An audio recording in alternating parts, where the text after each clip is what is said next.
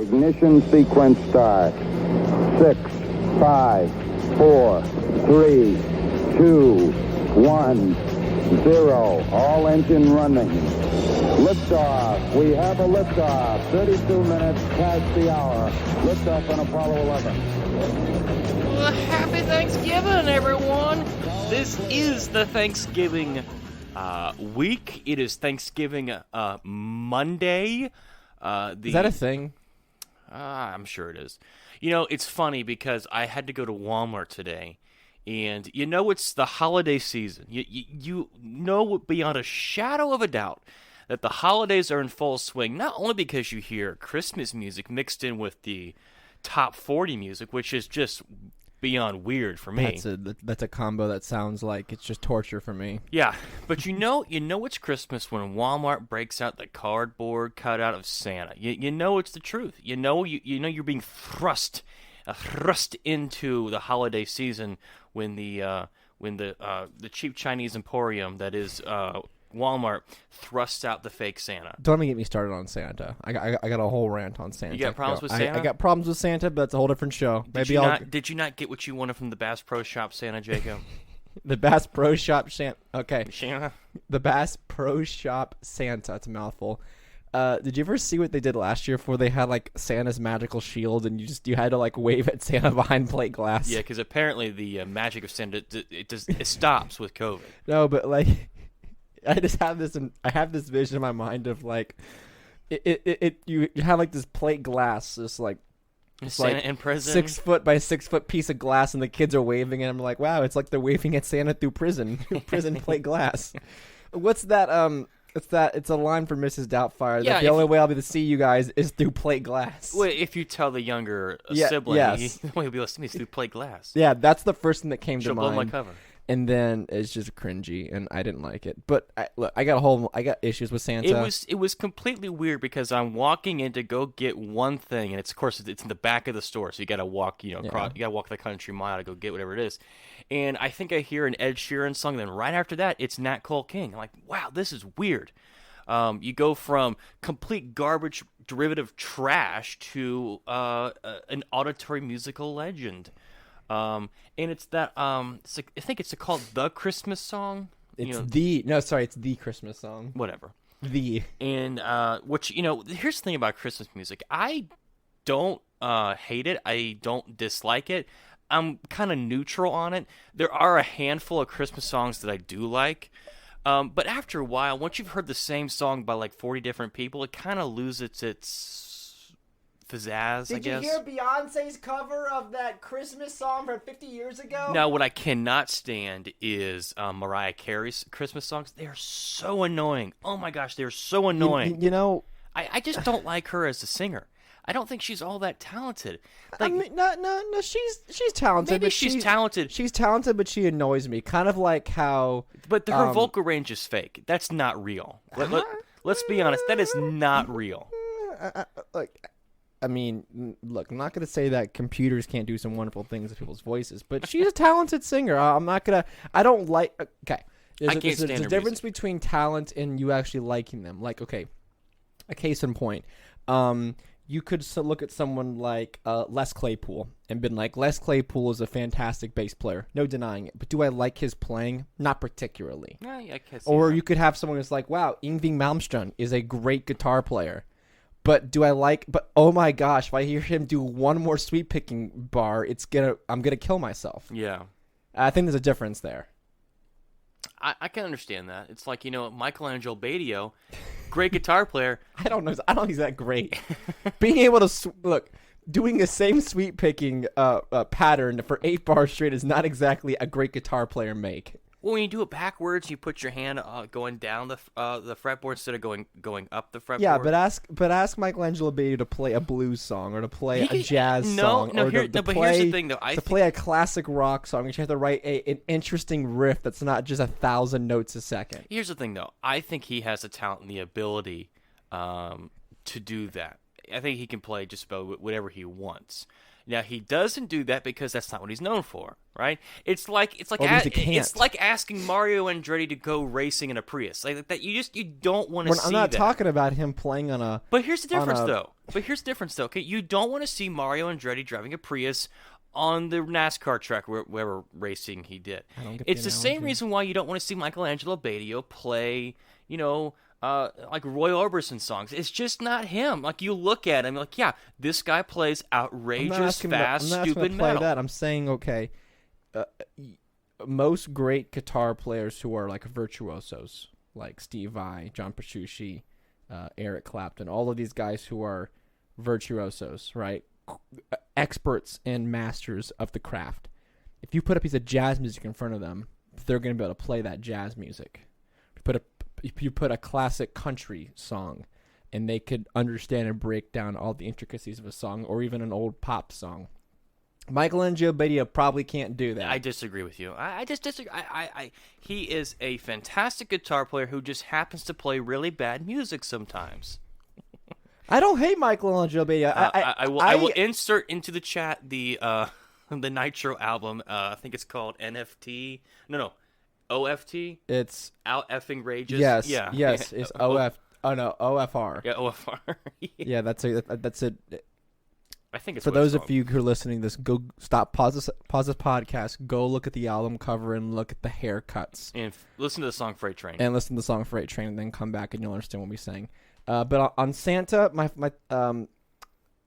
Santa is just one letter away from Satan. So that's my thoughts on the jolly old saint.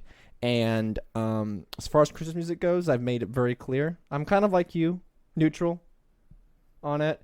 But I don't go out of my way to like find it. There's only 2 songs that I really think that I will go out and actually look for.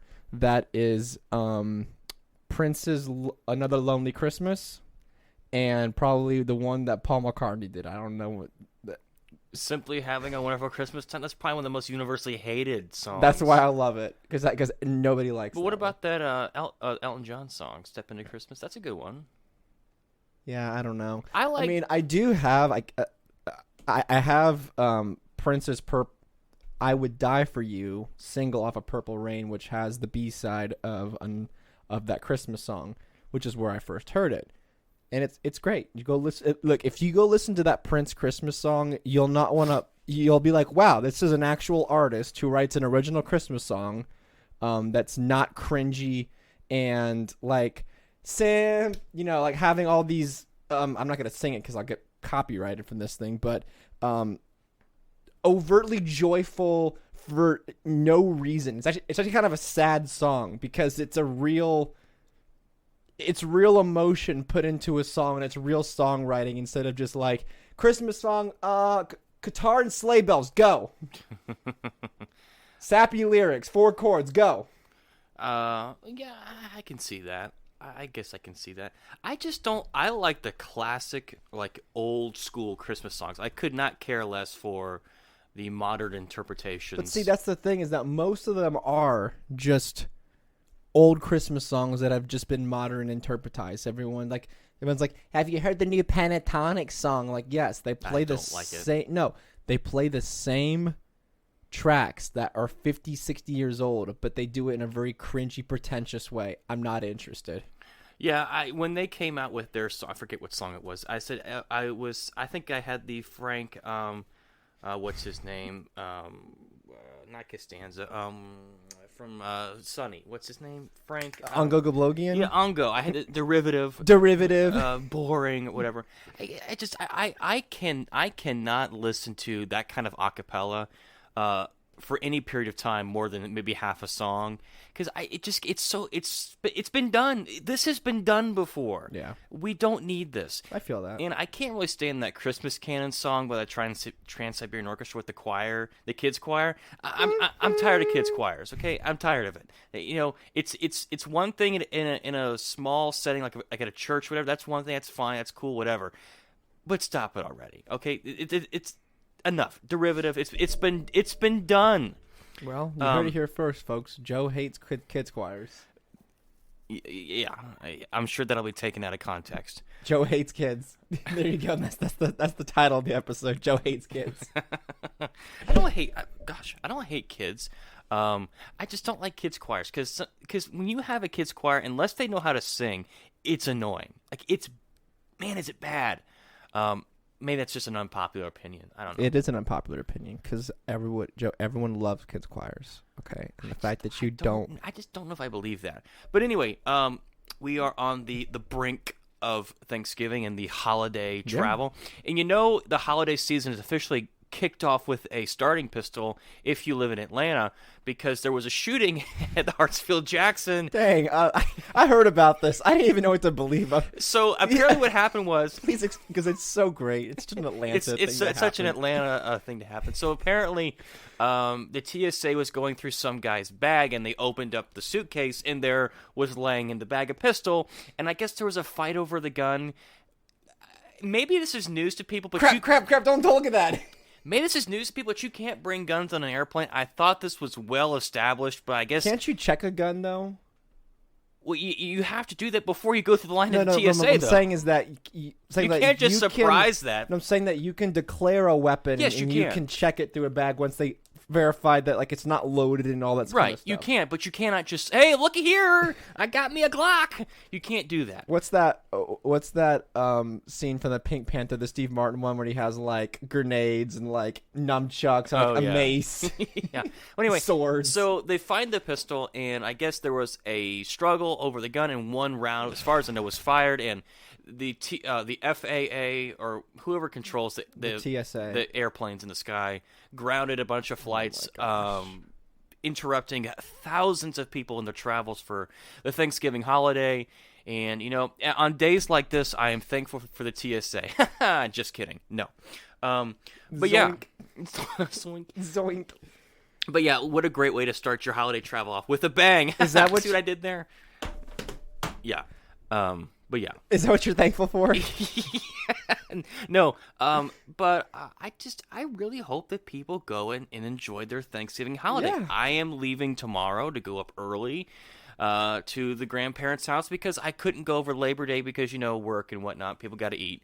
But yeah, spend a couple extra days. We're going to have a grand old time. The whole family's getting together, and I hope everyone does the same with theirs. Even if you hate your family, go spend time with them, because nothing solves family squabbles like eating a bunch of food. Let's be honest. And I know I go through the same thing every year. I prepare myself because I have made my feelings about football known, right? I don't like football. I think that's known. I think that's about as well known as people not being allowed to take guns on an airplane. Just being honest. Everybody knows this. Everybody knows this, and I've had many discussions with people that former coworkers about this, and I say football is the lamest sport. It is the most derivative, just stupid sport. And Joe, you're wrong. I said no, I'm not. But anyway, so I know there's gonna be a lot of football watching because Thanksgiving you got to throw the egg shaped thing to celebrate eating a bunch of food and watching copious amounts of hand egg ball. But anyway, so I prepare myself, right? So when you know you're going to go to a house and there's going to be family members there who may disagree with you politically, or their taste in movies or whatever is opposite yours, prepare yourself to just endure it. I'm going to have to endure football. Now, thankfully, Tuesday night and I believe Friday night, there's going to be a couple hockey games on, so I'll be able to watch that. And you know what? There's plenty of TVs, and I've got my phone. I can go away for a moment and do my thing. I don't have to, But all I'm saying is we're going to be around family members that you may not always get along with, or you have disagreements with, or they want to watch things that you don't want to watch.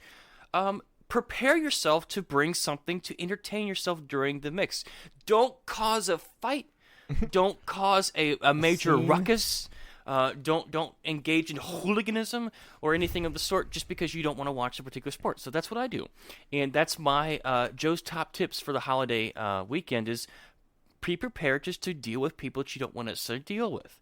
Now, we don't have any of those kinds of squabbles in our family. We get along famously, but I know there are people who have family members that, especially when the issue of politics comes up, and I know the Kyle Rittenhouse thing is going to be on everyone's mind at the dinner table.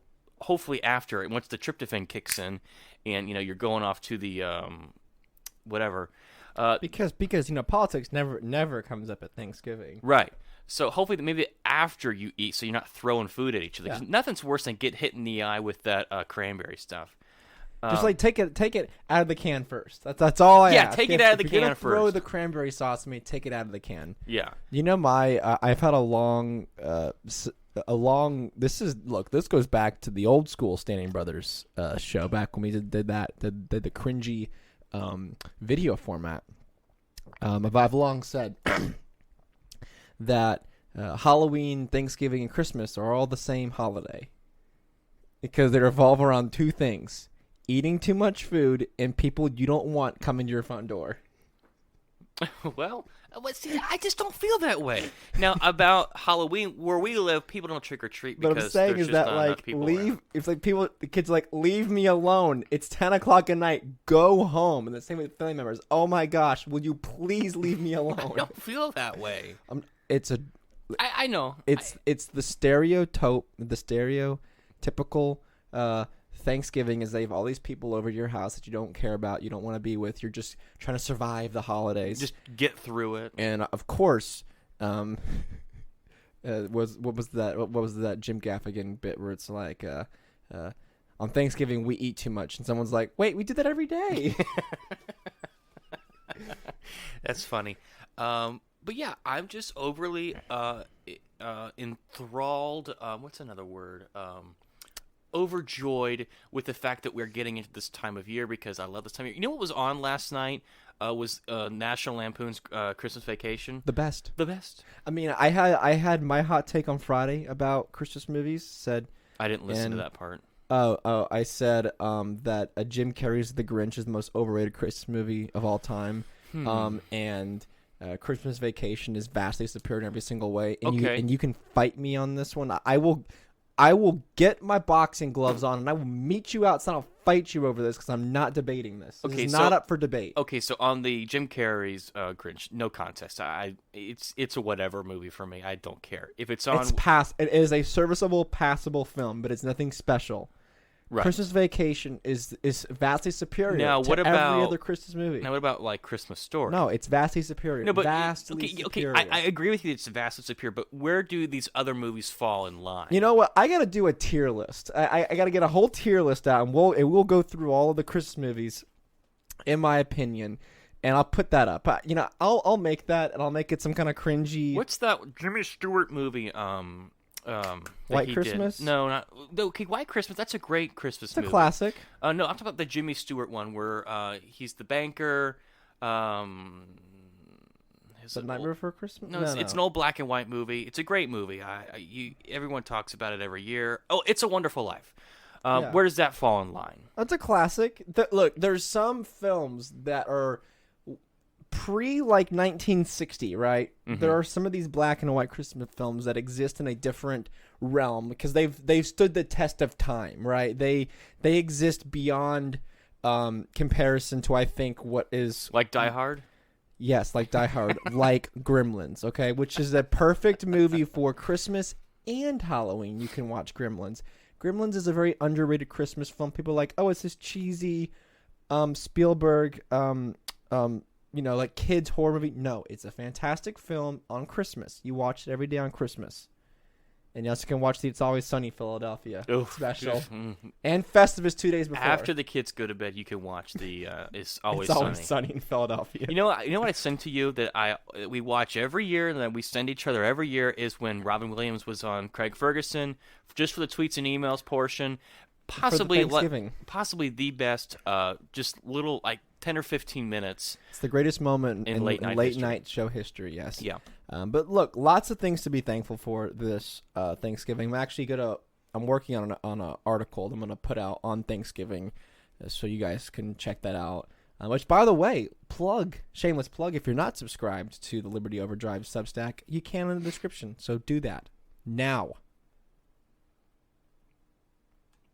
Okay. All right. Now that you're done with your shameless plugging, but I think that it's important, especially this year.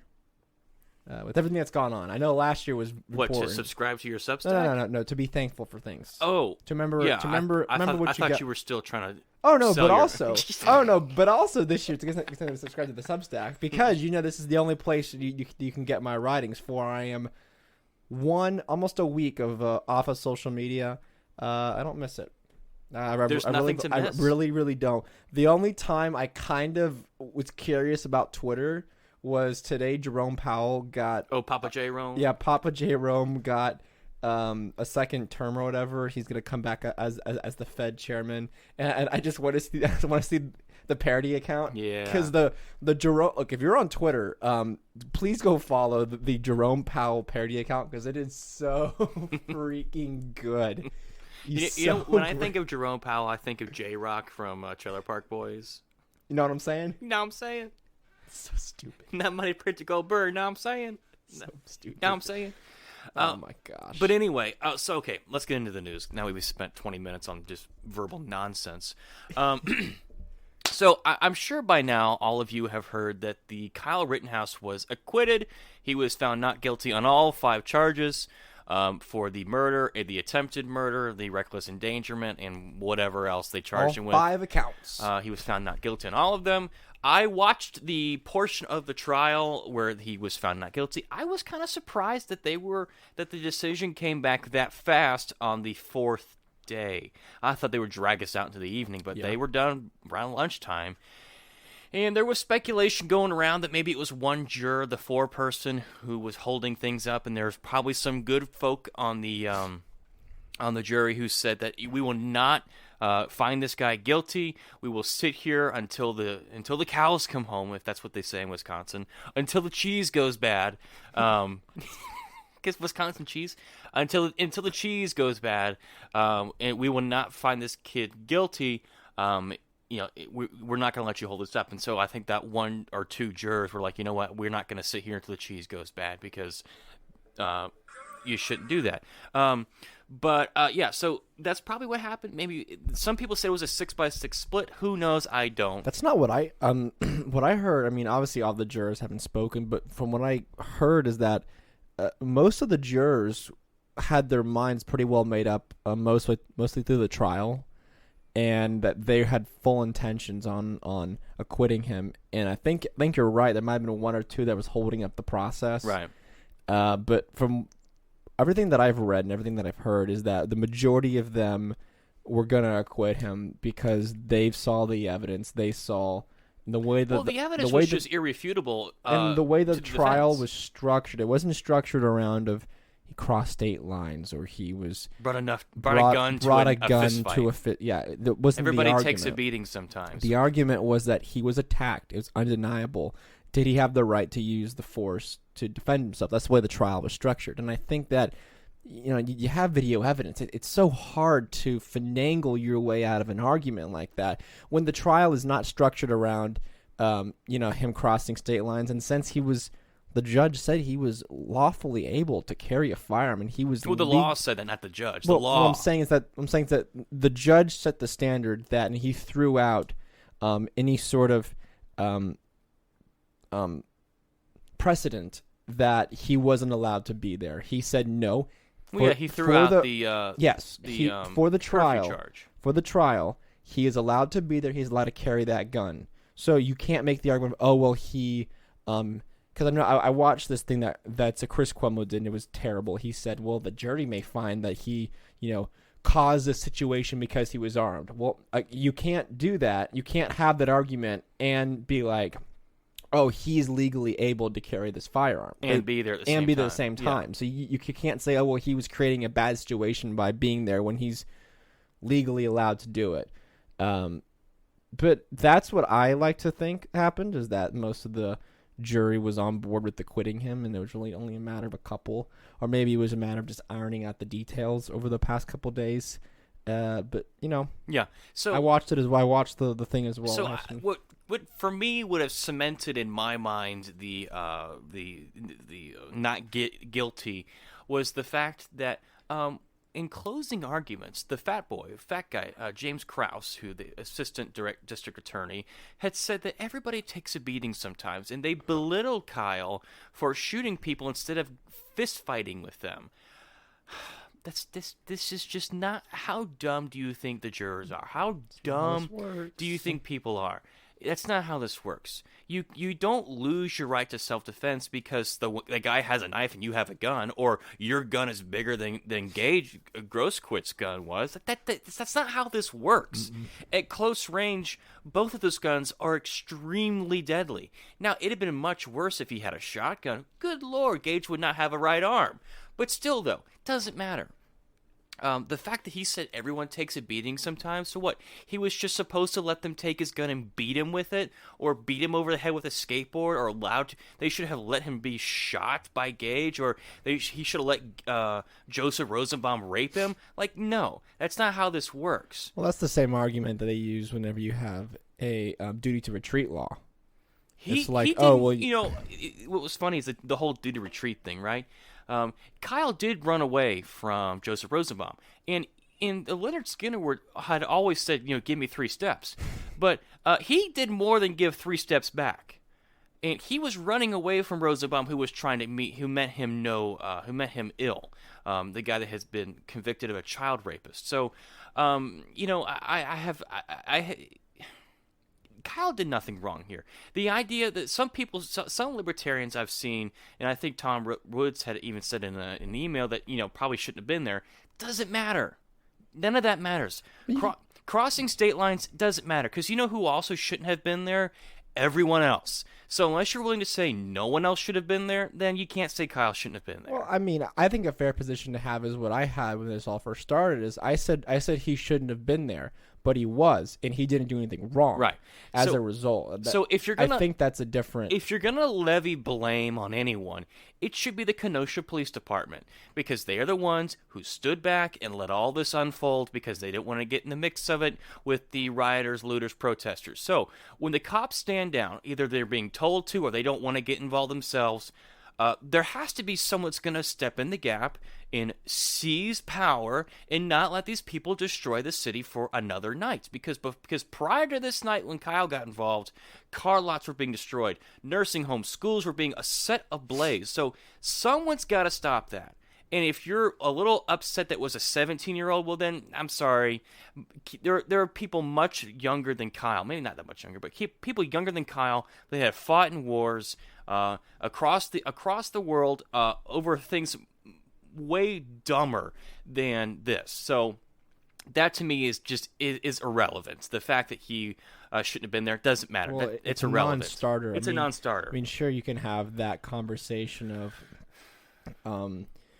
because I think anyone would agree that he good, better, or best going there, not really even, I wouldn't say not even good to go there, but he went. And I'm not saying that he shouldn't have gone, because it's fine if he wants to. I personally wouldn't have gone. I don't want to put myself in a situation where I have to do something like that. That's just my own personal opinion based on the circumstances of what was going on. But him going was completely fine. I don't have an issue with him going, but if I were his parent or guardian, or if I were him, I would be like, no, I don't want you going, because I don't want you to. One, I don't want you to have to take someone's life if you need to, and I also don't want you to be hurt in the process. Right. I could understand that if this was happening in Georgia, if they were trying to burn Atlanta down for the second time, whatever. I don't care about Atlanta. I don't go there. I don't live there. Whatever. But if they came to our town, it'd be a little different. This is where I come to play with my things. Like in The Godfather, when they attacked his house, The Godfather 2, like, this is where my children play with their toys. It's like, no, I wouldn't let that happen. Well, that's different. That's different. That's you defending your neighborhood. Right, you defending which is what Kyle was doing because he worked in Kenosha. No, but let's. I think that's been hashed enough. What I really want to spend some time on is the reaction to the not guilty verdict from the jury. Was just, it was so sweet. I now know how Trump supporters felt when Donnie won in 2016. The biggest middle finger F you to the establishment, to the left, to the media, all of it. when Trump won because he wasn't supposed to win because he was, the closeted racist or whatever. We all remember what happened. Cheeto Nazi. We all remember what happened. And the fact that they are still tripping over themselves in just the absolute nonsense. Like, it's so clear to me why they did what they did and why they continue to do what they do as far as lying and defaming Kyle about how he's a white supremacist, he was a militia member, he was there to hunt protesters. There was people like Vosh, maybe it wasn't Vosh, but one of those guys that used to work for TYT, the Young Turks, said that he was out there trying to get a legal kill. I think even Slate had written something about how the right was deputizing vigilantes. That's the Rittenhouse and the right strategy of deputizing vigilantes. That's a headline from Slate, and it's on their major website, and it's on their jurisprudence section, so it's true. I think Kyle should sue all these people for defamation. I think you should too. And then you call a vigilante, like a terrorist. I mean, gosh, I don't know. And then we have things like old Bill de Blasio, who's trying to run for governor now, saying that this is disgusting verdict. We can't let this go.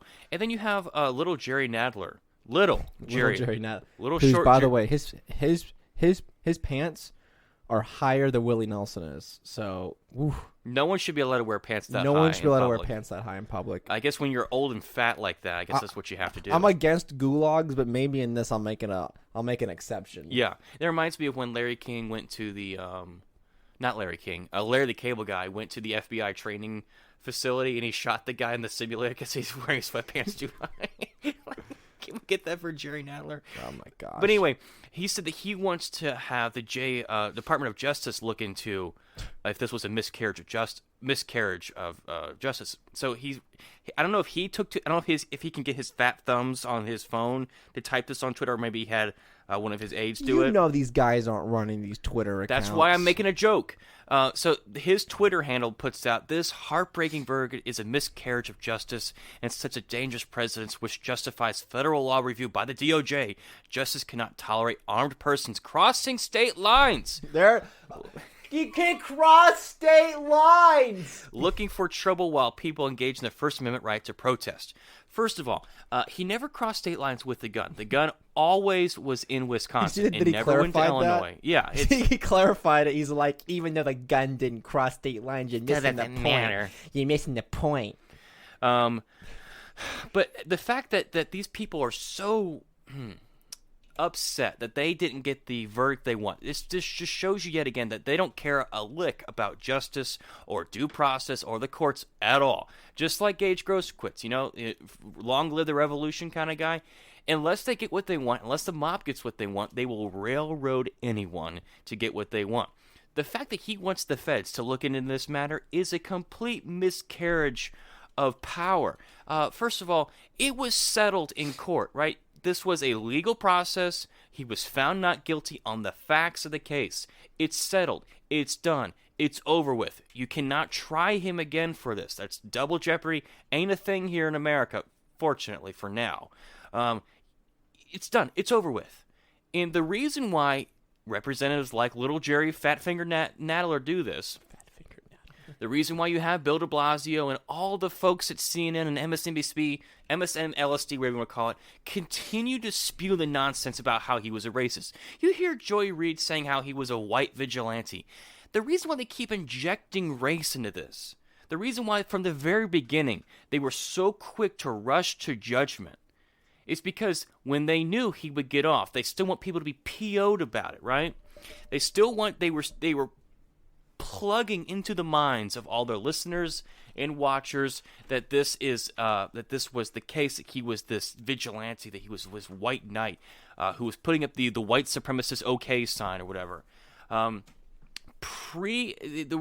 prejudged it because they want to sue chaos, because they want to question the justice system without really questioning the justice system, right?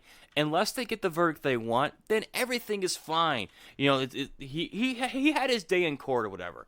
But when the moment they don't get what they want, we got to tear it down. I think it was it Colin Kaepernick? I can't remember exactly if it was him, but this is another example of how the system is rigged. Okay, show me where the system was rigged. I would love for you to show me where it was rigged. Now, Tucker Carlson said something about how, well, this is the system working. And I disagree with that entirely, because, no, this is not the system working. They got it right this one time, but the way that the prosecution conducted themselves, the missed treatment by the prosecution was egregious. And from the lawyers that I have been listening to over this, all have said this kind of stuff happens all the time. People get railroaded because they don't have the funds to pay for a legal team when they get convicted or they get accused of something like this. So Kyle is an exception because he had the crowdfunding to get through this. Which, I don't know if you saw that or not. Now they're fighting over the bail bond. No. GoFundMe has blocked all projects or GoFundMe campaigns to fund his legal bills. Yeah. Think about that for a second. You have a company out there who is going to block a innocent man. Yeah. From his legal fees because it's not politically convenient. But this or is what expedient. I'm talking about. Is that the corporate press sets the narrative that this kid is a racist, whatever, even though race had nothing to do at all with this. They set the narrative, and everyone acts on the narrative. And then when they don't get the verdict they want, everyone is so surprised. How could this be possible? How could we have this white vigilante, this racist, this white guy who was there to interrupt a protest, who was looking for trouble, who crossed state lines with a firearm with the intention to hurt people? How could this have happened? It's because they know. People don't watch these trials. They don't take the time to look into it. All they do is watch the so-called legal expert who goes on MSNBC or CNN, who may have at one point been to law school, and he hasn't watched a trial either, and he gives his version. He does watch the trial, and he's completely ignoring the facts. Or maybe he's watching a different trial, and we don't even know it. But he comes on there and gives a summary of what didn't even happen in the courtroom. But then you have people like Nick Rekieta, who live streamed every single minute of this trial, and you could watch it. And at any given time, there was 5 or 10 other lawyers, some criminal defense lawyers, some not, who were giving their interpretation of what was going on, because the way that the courts do things is so convoluted and so weird. The processes and the terms and everything that they go through is just weird. But they're saying, based on the evidence, they don't have the prosecution doesn't have a case. But wait, when you watch MSNBC or CNN, it's like, well, the prosecution had a slam dunk today. But then but then in the same moment, you watch the case explode in their face as Gage Grosskreutz admits that Kyle fired on him after he pointed his gun at him. The mainstream media or the corporate press won't report on that. They'll report that Gage had his hands up. They'll never say, oh yeah, go a second beyond that. Oh, he pointed his gun at him. Yeah. They won't tell you that. And so you have all these people freaking out on the TikTok and on the Instagrams and everything about how this was justice wasn't served. Justice wasn't served, and how this is an example of the system that was built and maintained for white people to get off on crimes. That you have a guy who went into this town looking for a legal kill. You had people saying this. This guy went out looking for a legal kill. Well, and it's so far beyond. It's one of those things where I'm not even going to. There's people who genuinely believe that I know, not personally, but I've had interactions with them where I've friends of them on social media who I don't even interact with them because they fall into the smile and walk away category of Michael Malice's people. You're doing so well. You're doing so great because they're so far entrenched into the mainstream media's, not mainstream, sorry, the corporate press's narrative. That they could have watched this whole case and still not have their minds changed, which is funny because there was a thing that Tim Pool said that he was noticing that a lot of lefties had to change their mind on Twitter and say, oh, well, I was wrong. I peddled this narrative and I watched the trial and I was wrong. And they got called out for it by other, big blue checkmark leftists on Twitter. And they'd always respond back, well, did you watch the trial? And they're like, no. I'm like, well, you can't comment on something if you haven't even watched it or done any research on it. Or think before you tweet, because here, another example here, this Keith Boykin, I don't know who he is, He said, "I knew it. Kyle Rittenhouse is proof that white people can still break the law, carry illegal weapons, shoot and kill people, and get away with it in America by shedding tears and claiming self-defense." Did you watch the trial? Did you watch the trial? Did you watch the trial? Did you see how the prosecution had no argument when the judge asked them to read the entire statute on the legality of the weapons charge? They didn't. But see, then they would go on to say, "Oh, well, you're not allowed to carry that weapon." Period. It always falls back to you shouldn't be allowed to own. I do find it funny the argument. That this system is built for white people, and I got another tweet for you. It's built and that it's broken, right? It's broken that you'll never have real criminal justice, and I would definitely argue that there is need for criminal justice reform on many different fronts. But does anybody remember like the big trial over the summer? The most high-profile trial this year so far. Chauvin. Derek Chauvin. How did that one go? He's that guilty. one didn't really turn out too well for the white guy who killed somebody. Well, and, I don't think it was ever determined how George Floyd died. But he still got convicted. Right. He's still in prison.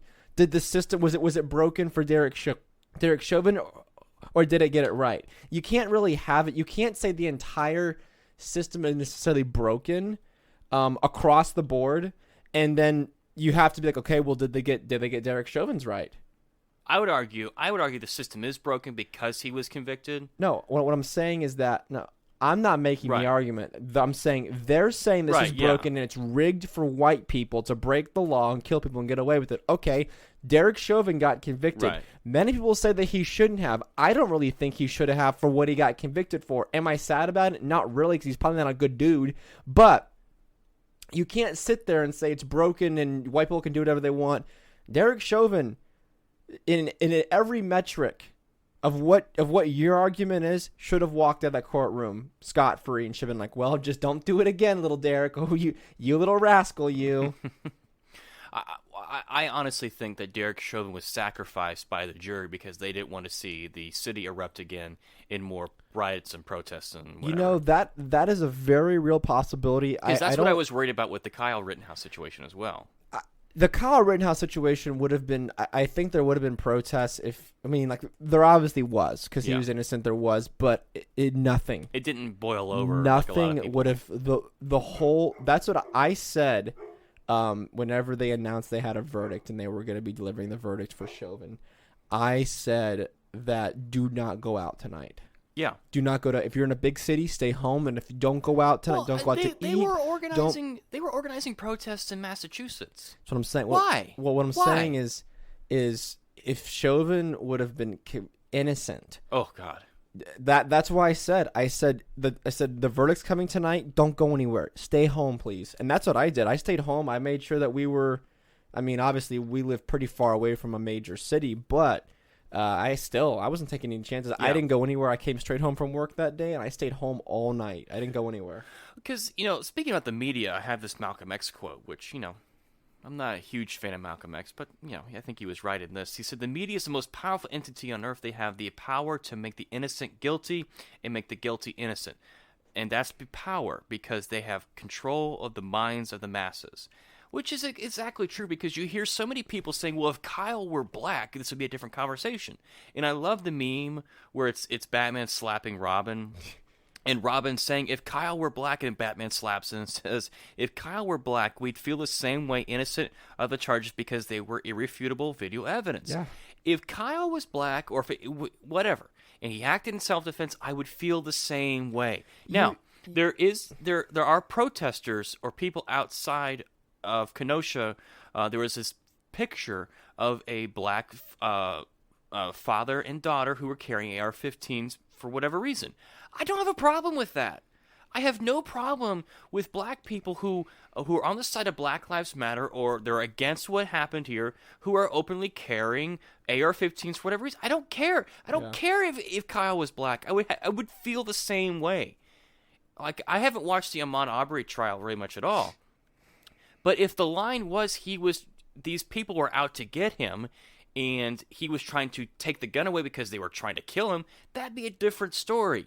There's so many times that, not so many times, but there are many times when black people who get involved with police who have to act in self-defense because they're being aggressed upon by the police, which happens across all races. When they defend themselves, I don't have a problem with that, right?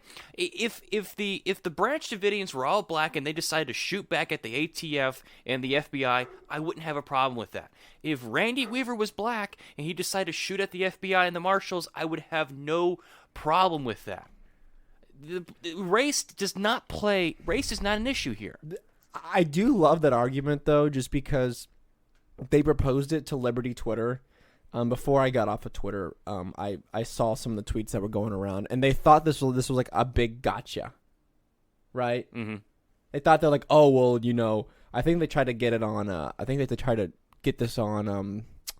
It was someone like terrible. I think they tried to get it on like a Magnus Pan video or someone who was like definitely pro everybody being armed and defending themselves against the state. Mm-hmm. And no, it was Shane Hazel. Try to get it on Shane Hazel, and he's like, I don't care who you are. I don't care what race, creed, gender. I don't care. You think this is a good argument? This is a gotcha?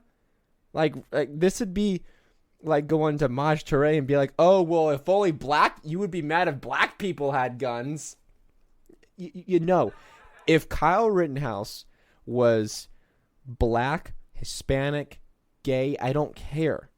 I'd feel the same exact way on the situation, and it could have been him shooting 3 white people as Kyle did, or him shooting a whole mix of races. I don't care. The fact of the matter is, this had nothing to do with race, and the fact that they keep bringing this up shows they don't have. This is the last card they have to play. This is it. They have look. We're playing Uno right now, and they're like, "Oh, I get all these draw 4s." No, you don't, sucker. You got nothing on there. This is your. You played this draw 2, and you're like, "Oh, I got you. You are done. That's it. The race card's been pulled." I still just. I mean, it doesn't surprise me that they still keep using this argument. But it's still baffling that people keep falling for it. I think that's what I'm more impressed with. Is that it was like, wow, you're falling for this one again? Dang, that's. You know what this also proves, though, too, is that the people that attacked Kyle are no longer victims. They are his assailants. Yeah. Now they were in the wrong. Now, of course, the families, I think, of Anthony Huber and maybe the girlfriend of Rosenbaum, I don't remember, the people that knew those people that died were there in the courtroom. Of course, they were upset because they didn't get the verdict they want, because they think Kyle intentionally murdered them, which just isn't true. Again, if you've been watching the trial, do I feel bad that they lost a loved one? I guess a little bit, but at the same time, maybe you shouldn't. Maybe you should tell people that you love not to reach for the gun of someone you are chasing or hit them over the head with a skateboard. That's all I'm gonna say. Yeah. That's all I'm gonna say. And the fact that you see the guy that played the green guy from Marvel, the big green guy, Hulk, I think his name is. Mark Ruffalo, I think. Whatever his name is. Yeah. He had put something out there about how they attacked Anthony Huber and JoJo, referring to Joseph Rosenbaum, the guy that was convicted of a child rapist who raped children. There's 5 of them. 5 boys. Or assaulted. He raped one and then assaulted some other ones. And JoJo. Yeah, the child rapist JoJo. And how you feel so bad for them, and how they're the victims. Yeah, you're gonna take defense up for the child rapist. Whatever. I guess in their mind, racism or perceived racism outweighs a child rapist. Child raping, I guess. That's another thing that they got one of these weirdos on Twitter to admit that they would stick up for a convicted child rapist, if the situation, if like all the arguments were true. They're like, yeah, I'll stick up for them. I mean, gosh, that you're taking that bridge to. That's the bottom of the barrel. I was like, you're picking that one to sink on. Oh, okay. You bet on that horse. Gonna die on that hill. Okay. Knock yourselves out. Okay. But yeah, and the people that are still calling Anthony Huber, Joseph Rosenbaum, and Gage Grosskreutz victims, no longer victims. They were his assailants. They were in the wrong. Kyle was in the right. They can no longer be called victims anymore. And if you are calling them a victim, then anyone that calls those 3 people victims, you know which side of this they're on, and they're on the wrong side. Well, So one more thing about all that is they got onto us for calling Kyle a hero, which hero, whatever. I'm not. Look, I said that if you defend yourself against a child rapist from attacking you, you're a hero in my book. But nevertheless, you got onto us for calling him a hero and saying how this is the right hero and why this is a problem. These are your victims? I'm throwing it right back to you guys. These are your victims, really? One guy was accused or was convicted of domestic violence against a woman. Okay. I'll take the hero, but I'll sit here and I'll defend why he's a hero. You got to sit here and defend why I should feel bad for the child rapist. The child rapist. The only sad part about Rosenbaum, this whole situation, is that he didn't. Is that he died and he didn't live long enough to suffer living still. So I think that's the only downside. He died to how this. he lived, chasing a minor. Well, not just that, but okay, like if he goes back to prison, it's going to happen to rapists usually don't, or especially people who harm children don't do very well in prison, because even like murderers don't cross that line. Yeah, when it comes prison has its own form of justice too. Yes, but I'm saying is that's the downside of this whole situation, is that Rosenbaum wasn't sent back to prison and had to face the prison justice, who even serial killers don't go there when it comes to crime. Like killing people, I'm down with that, but harming a kid, sorry, buddy. That took a really turn for the worse there. But yeah, so I see that that Kyle's going to be on with Tucker. I've intentionally avoided any of the little little sneak peeks they give out. The only one I've seen, they had like a 10-second clip where he said like, "I'm not a racist. I support BLM. I support peaceful protesting." And the reason why I didn't watch that, because a lot of the comments are from libertarians and conservatives. It's like, "Oh man, how could you support Black Lives Matter?" And it's like, this guy's politics are irrelevant in all of this. Yeah, I don't care. It really doesn't matter. He did the right thing. And then again, there's a lot of people who initially, right after the shooting, did support him because they found out that he was a thin blue line guy. Again, I really don't care. It's irrelevant. I know that there was a couple libertarians, and a couple actually pretty good ones. People that I follow, I think. I'm not going to drop any names because that's not important. But there's a couple really good ones that I respect a lot who took that argument. I'm like, ugh. And they got called out correctly for it. And I'm like, I don't think anyone's defending his politics. I don't think anyone's. Yeah, it doesn't matter. I don't think anyone was doing that. Because, yes, he was a thin blue line guy, which, we can talk about the issues. Until the cheese goes bad. With that, until the cheese goes bad. But when someone's in the right, I think that breaks the whole. I'm not saying they're equal, but they follow the same lines of, oh well, if he was black, then you wouldn't have supported him as well, because it's an arbitrary stipulation about somebody who it doesn't matter to me. Like, do I agree with the thin blue line message? No, I don't.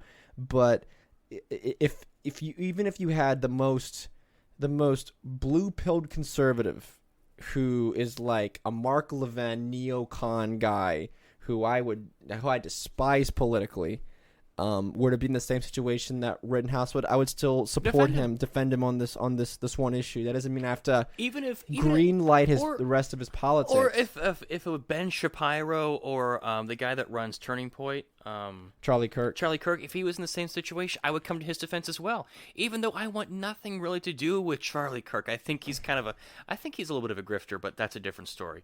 But yeah, his politics and his background don't pay any. They're irrelevant. It's irrelevant, and so I'm looking forward to watching his interview tonight with Tucker, because he was spotted at a restaurant in Florida, because I guess Tucker has a house in Florida, which good for him. But yeah, he was with the press secretary for DeSantis. That's who he was having lunch with, which good for him. But the one thing that I also see people criticizing this over is that he's going to be a spokesperson for every right-wing cause, and that he will have a free ride to all the CPAC stuff he wants to go to in NRA. And Kyle had a headline that I couldn't avoid that I saw is that Kyle thinks it's sick that people are using his situation either call him a hero or use his situation to boost their own cause. He's like, man, I was involved in a tragedy. And the people would use this for gun rights or for the opposite of that. It takes away from what actually happened here. I agree with that. But yeah, I can't wait to watch that. I watched. I'll watch a little bit of it tonight. I might record it and just watch it tomorrow. I've got it set to record. I was going to do a live stream. That was the plan. Actually, was to do a live stream on that because those of you who know, I recorded the episode on Friday, and put it up early Friday for the Patreon listeners, and I was gonna do something Saturday because literally I record that episode and 2 hours later we have a verdict. So I'm like, great, of course, the day that I can record an early podcast, the biggest news story drops. But I had a lot to talk about previously, so it actually worked out okay. I mean, I was gonna do a live stream just because of just the emotion that I had. Because I got the notification on my phone that they reached a verdict, which I know I kind of had a bit of buffer zone because usually you get about half an hour once they announce it that they have a verdict until they actually come out and read it, because they got to get the judge, and they got to get the audience, and they got to get the lawyers, and they got to bring the jury in. So it takes 30-40 minutes sometimes to hear a verdict. In Chauvin's case, it took like 2 hours. It took a long. We sat there waiting for a long time before we heard a verdict. In Derek Chauvin's case. But, watching them read off the accounts and the emotion that I was feeling and the emotion that he was feeling. Oh, my heart rate was racing. My heart rate was racing too, because not just from the standpoint of, self-defense rights going forward and how this will set precedent, which I said before. I said a lot is riding because it's just such a nationally known case that this is going to be used for other sort of similar self-defense situations in the future. But you're talking about what the fate of a 18-year-old is going to be. Was he going to spend the rest of his life behind bars? Or, I mean, even if he does, as I said, even if he's proven innocent, he still has the mental scars and a PTSD forever that'll never go away. It doesn't matter how much therapy you go through, that you don't get to forget that. But I think I was here at the Loma of the house and I was watching it, and you could, when they kept reading not guilty, not guilty, not guilty, about the fourth one, I think he like had a breakdown, because I don't know if you saw it, he collapsed once they read the fifth one, because I think that was an entire lifetime of pressure and an entire life basically lost was relieved off of him. So knowing that he was going to be a free man, knowing that he was going to it's the first step in getting his life back together. Life back, and knowing that he was right and that these 12 people agreed with him, that they made the right decision. Not going to lie, I let a little tear out just out of happiness, just for as I said, not just for self-defense rights going forward, because I think that's a counter, or that's not counter, that's a contributing factor to this whole thing. But just knowing that a young man is not going to be behind bars unjustifiably, I think that's a beautiful thing. I think it's a beautiful thing that the media was so wrong on this entire thing, that they have to live with the fact that they tried to destroy a kid's life based on their own, let's just be honest, it's their own self-righteousness. It's their own agenda that they have to push, and they were wrong. And I think that, we make jokes about how, he turns 21, he should never have to buy a beer. Smith & Wesson will give him whatever he wants. I mean, that's joking, but like I'm being for real. Like, you're gonna destroy a kid's life. Don't be surprised when you see a Nicholas Sandmann similar lawsuit coming in the future. Did you see the article that that Nicholas Sandmann and Kyle are gonna have agreed to share custody of CNN? Yeah, I saw that. It was a Babylon Bee. But I'm serious. Don't be surprised whenever you see him come after. And I think he should. And if there's a way that I could, he should bury them. If there's a way that I could contribute, I know that that GoFundMe took it down, but I don't know if anyone else is going to try to block it, which is absolutely it's so. the mask has already slipped on these people, but the fact that they're blocking people from a innocent man to pay back his legal fees because it's politically not expedient is so disgusting, in my opinion. I think that Michael Malice said, "Go, you know what yourself." That was his response to that. I did see that pop up on an article, but it's just so disgusting. If there's a way that I can get involved, there's a way that we can figure out how to, the show can promote that, we're going to do that. If there's a link for it, I'll drop it in the description. I'll update this description if I get something. I'll go back and archive it, and then future ones and future dates. Because, didn't Sandman get like $500 million? It's $250 million. Ridiculous. Yeah. He's set for life. He's set for life. I don't know how much that they actually get, though. Do they get? I don't know how that works. But look, even if you get half of that, yeah, after taxes, they're set for life. Well, yeah. Sandman does not have to work for them for another day in his life. And that's the point too, is that because this thing has been so polarized and so sensationalized by the media, there's really no way he can ever hold a normal job because he will always be remembered as that. The only person that's ever gotten away with it was OJ, but OJ already had money before the whole thing. So. Well, I mean, if Kyle wants to, he can he can speak, and I'm sure that someone will value his opinion. I'm sure he'll make. If he wants to, I'm sure he could make the Fox News rounds as Sandman did, and as I'm trying to think of the other guy who made these rounds. But Sandman actually reached out to Kyle, and he was on Hannity, and he said, if you want my advice, if you just want to talk, or if you want help, I'm here for you. Which, coming from him, who's been through the ringer by the media, and if anyone knows, it's Nick. Yeah. But I thought that was kind of nice, and it was kind of cool that Hannity had him on. But the sense that I get from Kyle is that he just kind of just wants this to go away. He does, because he's only 18. He's still technically a teenager, or a young adult. Well, nobody wants this to happen to them, and the fact that we can still continue on that. His innocence was taken from him in more than different ways. He was, tried for murder. He had to defend his life. He had to, the mental and PTSD scars. He's done things that nobody should ever have to do. I said in my rant 2 weeks ago about this. But his innocence was taken away. His privacy was taken away. He'll never be able to live his life normally again.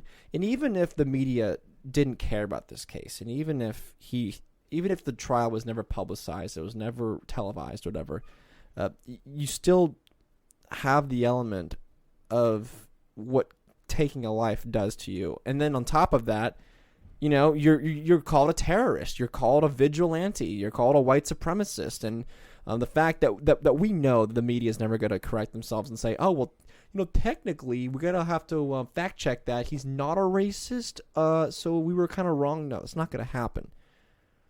So forever that he lives, there will be millions of people that think that he went there bloodthirsty with the intent to kill protesters, and he can't do anything about that.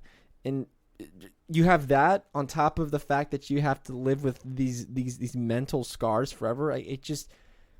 He just wants it all to go away. And whenever they said not guilty on that fifth count, I think he saw at least part of that go away. And that's why I think you saw the breakout of emotion, the fact that he couldn't catch his breath. The one person handed him a bottle of water, and he's like can't even hold it still enough to take a sip of it, because it's an entire flood of emotion and relief.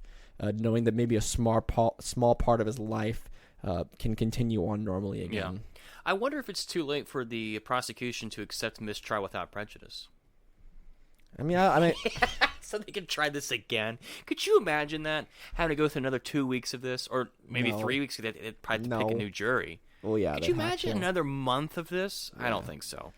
Well, it all ended well in the end. Yep.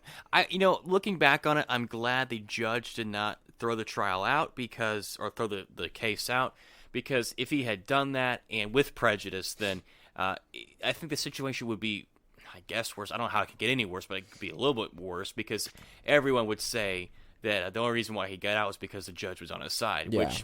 Which I mean, they're still could it be any worse? They're still saying that now. Yeah, I mean, they're still saying that the judge had it in for him. That the judge was always on his side. The judge always wanted him to walk. So look, it didn't matter. It didn't matter the outcome. They always had their narrative, and they always will have their narrative. That was never going to change until he sues them into submission. Well, which puts him in that, does a Stone Cold Stunner on him, lash right off the top rope. Say lash rope.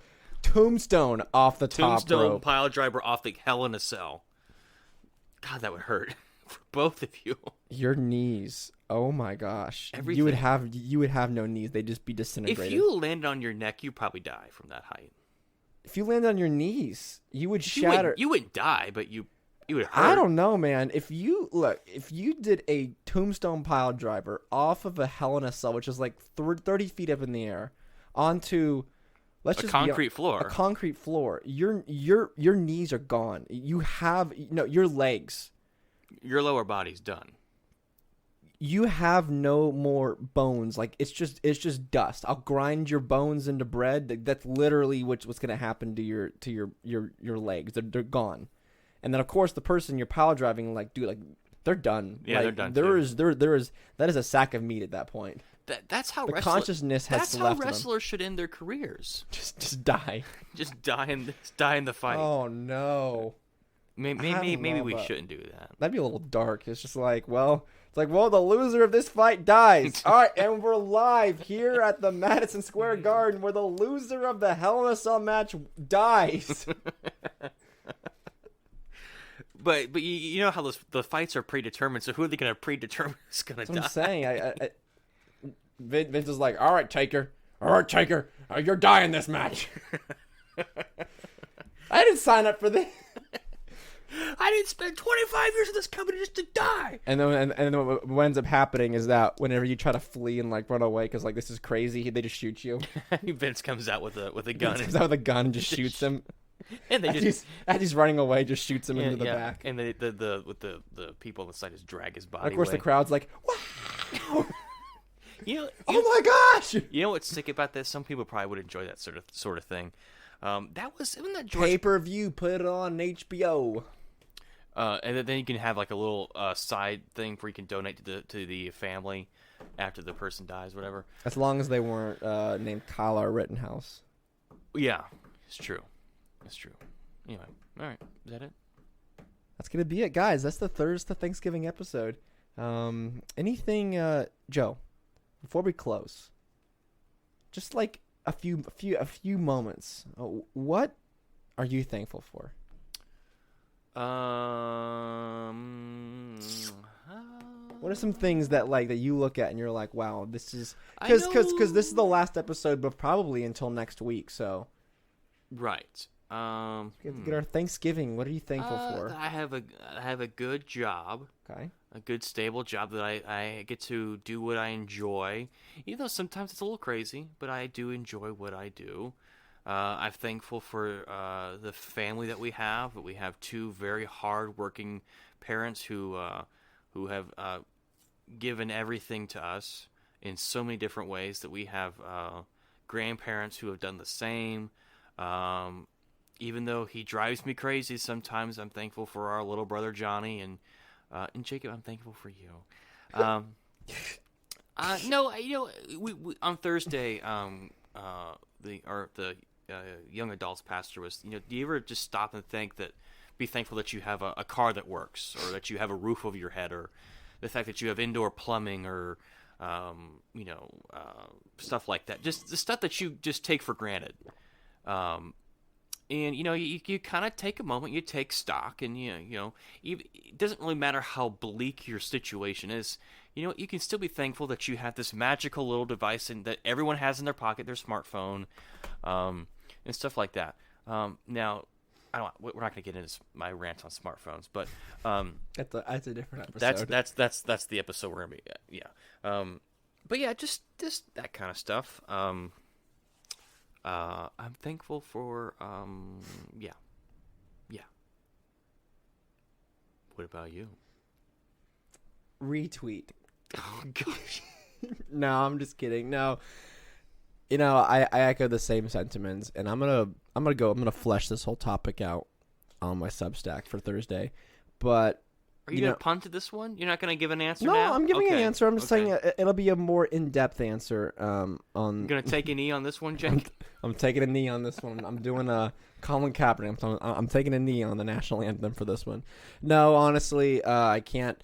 You can't ask for a better family. You really can't ask for better friends. Yeah. I'm just kidding. Dang. Oh, well, we're gonna get some hate mail for that. How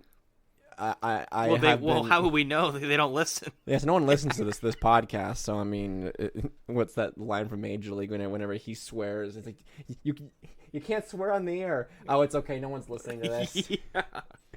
I have been blessed, even though some days I didn't feel like I was blessed. I've been blessed to work for a great company for the last 8 years, and that chapter of my life is closed.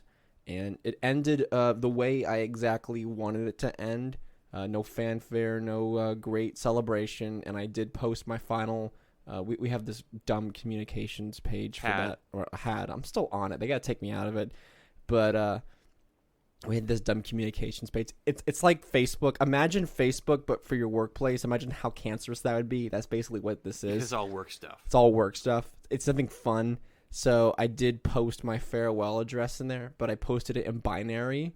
So it's like 3 paragraphs of just ones and zeros, which is great because if you didn't care about me, then you weren't going to fake like it or weren't going to fake write something in the description. But if you did care about me, then you would have either laughed at it, loved it, or liked it, or you would have commented down below if you actually cared about it. Well, first they'd have to find a way to translate it. So I'm saying, yeah, I made it because a lot of people when they leave at that place, it's like, oh, we're so sad to see you go. I'm like, no, you're not. You never talk to me. They would go on this long soliloquy right out of something Shakespeare would write, and it's like, man, we maybe had 1 or 2 passing conversations of hi, hello. I've said a total of 3 words to you my entire life. I think it maybe have spoken a paragraph to you in the past 4 years. So I did it in the most Jacob Standard way possible. I posted my entire farewell address in binary.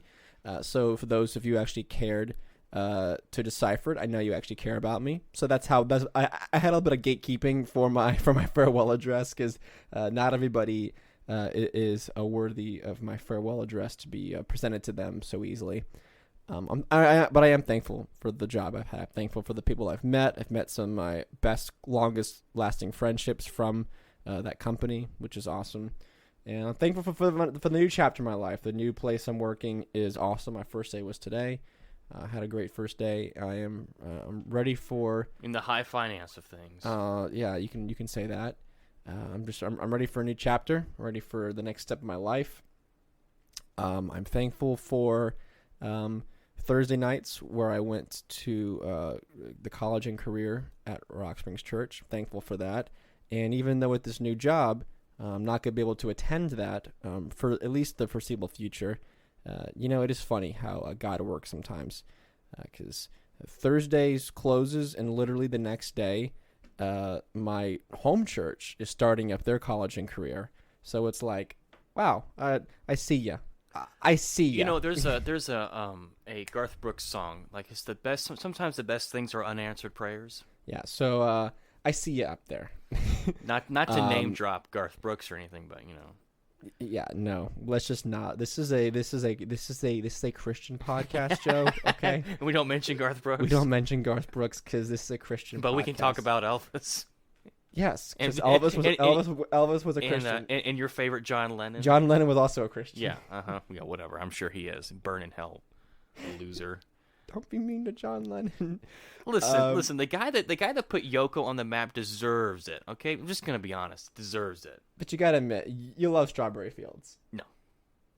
It'd be better if Yoko sang it. Then you're just ignorant, okay? You're just ignorant. Strawberry Fields would be better if Yoko sang. That's just not true. You think she's not a good singer? That's just not true. I didn't say that. Just not true. No, I'm thankful for that, and I am just. Even though this year has been insane, and last year was insane too, there are just little moments of things you can be thankful for, like a roof over your head, Like the opportunity I have to play my guitar on Sundays. I love that. Gas in your car and Gas air in in your my tires. car. I have a great. I have this platform, even as small and as niche as it is, and even the few comments we get. I'm thankful for everyone who listens to this. Thankful for everybody who. I know I say this all the time, but it really does mean the absolute most to me. Whenever someone says, "Hey Jacob, I don't really agree with everything you say, but thank you for introducing to me to this," or "Hey, I am really looking into this liberty thing more and more. Thank you for that." I've gotten a few comments like that, and man, that's what it's all about. Yeah, I never get any comments. No one ever talks to me about. Well, you're not on social media, so you didn't get comments when you're on social media. That's true, and it's probably a good thing because I'm so bad at responding to that kind of stuff. You just have like a thumbs up. Yeah, I don't. Someone writes an entire 2-paragraph thank you letter, and you're just like a thumbs up. Or okay. Okay. I'm not good with responses sometimes. Or you write back thanks, but it's like THX. Oh, I don't do that. Yeah. I write out thank you. Write the whole thing. Oh, but, so you don't write thanks, you write thank you. I'm starting to write thank you more instead of just thanks. Oh, get a little fancy here. Oh, a little fancy. I don't think writing the entire word out is all that highbrow. Oh, but Joe, considering that you're lucky to get back a thumbs up emoji from some kids these days, that's a little highbrow. You know what I do instead of actually, because I hate emojis. What? Another thing I hate, I just write thumbs up emoji. That's what I do too. Yeah, isn't that great? I'll do that, or I'll write out crying laughing emoji. Because let's be honest, grown men should not use emojis. Let's just be honest. Yeah, because they're for children and little girls. You know, as cheesy, as corny as it sounds, I'm thankful for music, and I mean this in the most sincere way possible. That you can put on a record or an album, and just be transported away, and it help you just get through the times, get through whatever you're in, or it can amplify a moment of your life. Like my last day that I was at my old job, I played the classic philosophy song, "You Can't Always Get What You Want" by the Rolling Stones, and it perfectly emphasized. Yeah, it's Keith's band. Well, yes, of course it's Keith's band, but it honestly, music has been a lot for me, and some of the books that I've also read this year. You know, I feel that same way every time I listen to MacArthur Park. Shut up. Some of the books I've read this year have been amazing. Anarchist Handbook so far is my favorite book that I've read this year. But also A Dear Reader by Michael Malice was really good, and I've also read Samuel Adams' biography. I'm almost done with Yummy Parks. I think it's A Will to Live. I forget, it's something like that. Or her story about To Live Will. About her escape from North Korea. I just wanna be well. Okay, can't sing that. You get copyright. You get copyright. But no, seriously, Ramones. The books and the music that I have experienced this year. This was the first year I really did a deep dive into the Beatles, and I'm doing a deep dive into David Bowie because I've always loved Bowie, but I've never really just taken the time to just listen to all of his great albums just over the course of a week or two. Yeah. See, David Bowie is so weird because you have the Ziggy Stardust, and then you have the Thin White Duke, which was when David Bowie got weird. I don't know if he was hitting the acid too hard. He said that. So whenever he developed the Thin White Duke, he lived in L.A. and literally lived off of peppers, milk, and cocaine. Yeah. And that's how he developed. But Station to Station is such a weird record.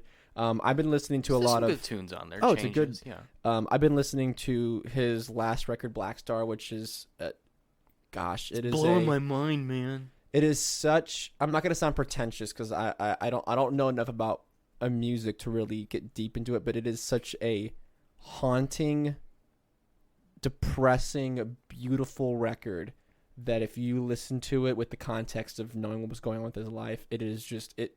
I mean, it's I hate to say masterpiece, but gosh, it is such a great musical experience.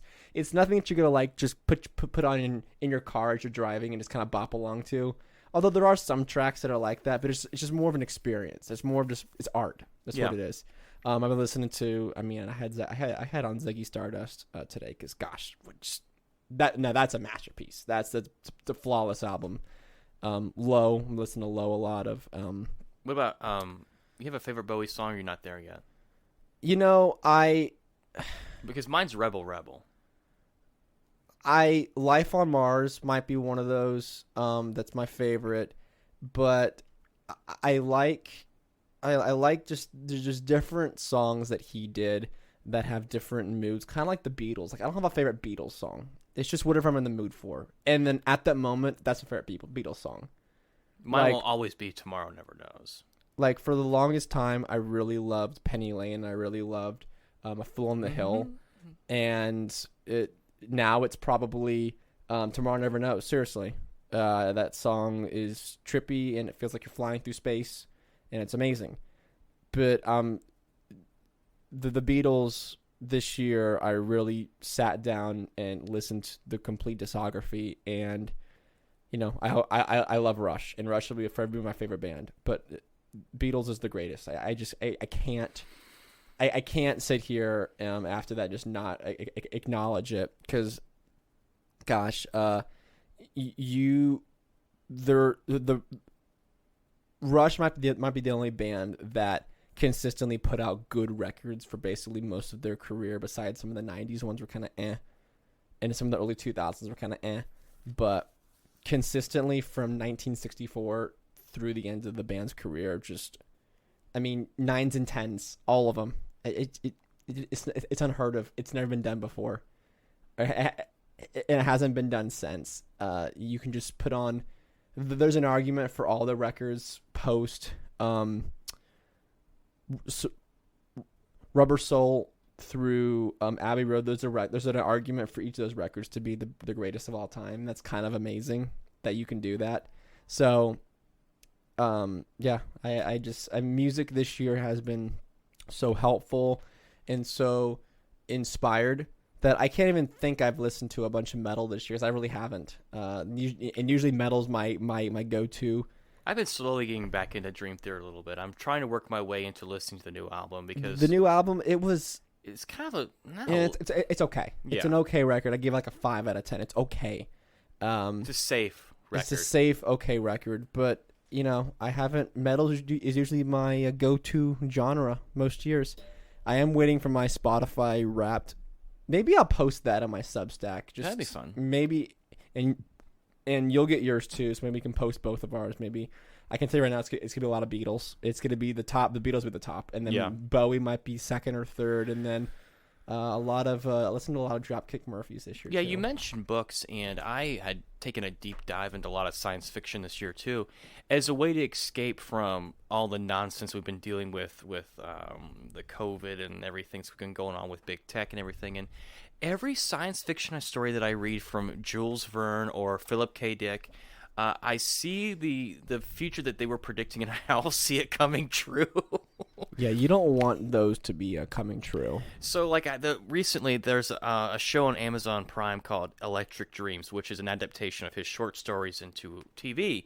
And there was one about a post-apocalyptic world where the entire world was destroyed by a nuclear war. Of course, this was written like in the late 60s, so it's that Cold War era. And the only thing that survived was a small group of people and this factory that was completely autonomous, that just kept making stuff, and how the factory was defending itself and taking over the world because, they had to produce things because that's their job. And it's like, man, you see the way that these companies are going with drones and automation and stuff. Like, man, are we going to be in a future if the factories take over? Because they have to have consumers. Well, and Jules Verne wrote those back in the turn of the century. Well, this is Philip K. Dick. This was written. This was written like in the 60s. And you watch his show, The Man in the High Castle, or you read his some of his short stories about like the father thing. That was you talk about a weird story. There's another one where this guy, they're living in the future, and he commutes from like Jupiter or Saturn back to Earth, and the entire way home he's just constantly bombarded with advertisements. And even on Earth they have robots that follow people around with advertisements, and they eventually get kidnapped by a robot who's trying to sell them something. And he's talking to his wife, the character is like, don't you want to live on this other planet in the galaxy away where they live basically in the 20th century, and she's like, "What? You want to live in a period with gas cars and pollution and the internet?" And it's like, man, will we ever get to a point where we long for the days of back when we lived in a time where we had gas cars and stuff like that? And so it's just funny kind of how those things work.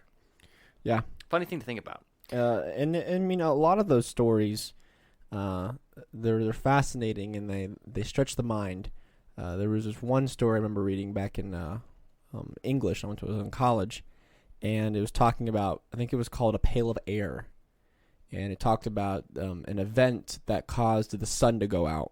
And it got so cold on Earth that the oxygen, if gas oxygen gets so cold, it mixes with the atmosphere, it'll actually snow oxygen. And you'll have it'll be snow, but instead of water, it'll be oxygen.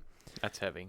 And they tell the story about someone who goes out into they're living all underground. They're living on like a geothermal basically to stay alive. And they walk out on the surface of the earth in these special suits so they can survive the cold weather. And they get a scoop of this oxygen snow. They bring it back inside and put it on a fire to melt the snow to breathe. And it's like, wow. Because, that's possible. It's possible for oxygen to get that cold where it'll condense and snow, basically oxygen. But then you're like, if the sun were to ever, go out, or it were to, we'd have a permanent or a rotation or something bad would have happened to the warmth on Earth, would that happen? Makes you think. Yeah. And also, I finished Star Trek: The Next Generation just a couple days ago. How was that? That is probably by far, I don't know, but I haven't watched much of the original series or some of the other shows, but I've watched a lot of Star Trek in the movies. Possibly the greatest work that they have ever done is in that Universe, in that franchise. Yeah. Is absolutely fantastic. Now, the first season, yes, it's a little weird and it's a little quirky, and you can tell it's low budget. But once you get into the second and then through the rest of the 7 seasons, it's just a masterpiece, absolute masterpiece. And you can tell some of the other shows that they had the lightning in the bottle with that show, and they kind of used it all on that show, and the other ones just kind of like the remnants of what's left over. But yeah, it was fantastic. Maybe because they set the bar so high, and that they used, like you said, lightning in the bottle, and that show was just so good it was not gonna be topped. There's nothing. It's kind of like it's kind of like Star Wars, man. You had the first 3 that were so good, and then after that, they're just so good that how do you top? Yeah. How do you? Well, see, it's the everything same thing that comes after that will always be compared to. Yeah. Well, it's the same thing with the Marvel movies too, right? Captain America was a great film. The first Iron Man, great film. But because they made so many of them so fast, by the time you got to Endgame, it's just like, I'm so done with these characters in this whole thing. And it's the same thing with Star Wars, right? You got a Star Wars every year. It's like, I'm done. I'm done with this. I've had enough Star Wars. Yeah, I'm done with all. I have there's no desire. The only one, I've said this before, the only one I'm looking forward to seeing is Guardians of the Galaxy, only because I love the characters and I'm attached to the characters. But even there, I'm going just because I love the cast of characters. Because how long do we have to wait from episode 4 to episode 5? Is it like 3 years? In 79, the first Star Wars came out, and then Empire Strikes Back was 82, 83, I think. 81, 82? So like 2 or 3 years? I'll tell you right now. So you wait 2 or 3 years to go from the best Star Wars, the first one, to Empire Strikes Back. And, it's a 3-year gap. That's a significant amount of time between... 1980, so it came out... No, sorry. The first Star Wars one was 1977, yeah, so 3 years. Yeah, 3 years. But then you go from, what was it? Not The Rise of Skywalker. What was the one before it? The Last Jedi? The Last Jedi, The Rise of Skywalker was like a year. And you don't have time to process the movie because there's so much other stuff that goes in between. But yeah. Whatever. All right, we've gone overtime. But this is the last episode before the holidays. That's true. Guys, let us know what you're thankful for. Are you thankful for music? Are you thankful for family and friends? And are you thankful for community? Are you thankful for this podcast? Because if you are, God bless you. Yeah, man, look, if you're thankful for this podcast, you must really just have low expectations of everything you're thankful for, because, yeah, that's all I'm going to say on that. Guys, thank you so much for listening to this podcast. If you liked what you heard, you can support the show. $5 a month gets you a day early access to every single episode. That's pretty cool. You also can get a t-shirt at the Teespring store. I'm going to start working on some new designs soon. So I'm going to do a little Liberty Overdrive action there with some of that design. So you can get a cool sticker, or you can get a Liberty Overdrive shirt, which once... Lol. You spoiled it. Oh, I'm sorry. Once I get the live streams up and rolling, once I get some better internet, we're going to call it Liberty Overdrive Live, or just LOL for short. Hey, did you watch that LOL last night? Yeah. So that way it's not taken too seriously. The name gives you a hint how the content is. It's just a major joke. Exactly. And if you... T-shirts, yes. All of my writings, I write exclusively at the Liberty Overdrive Substack. You can subscribe that. I'm trying to put something out every single day on there. I did one on Jerome Powell being taken back as the Fed chairman. So I'm trying to do something.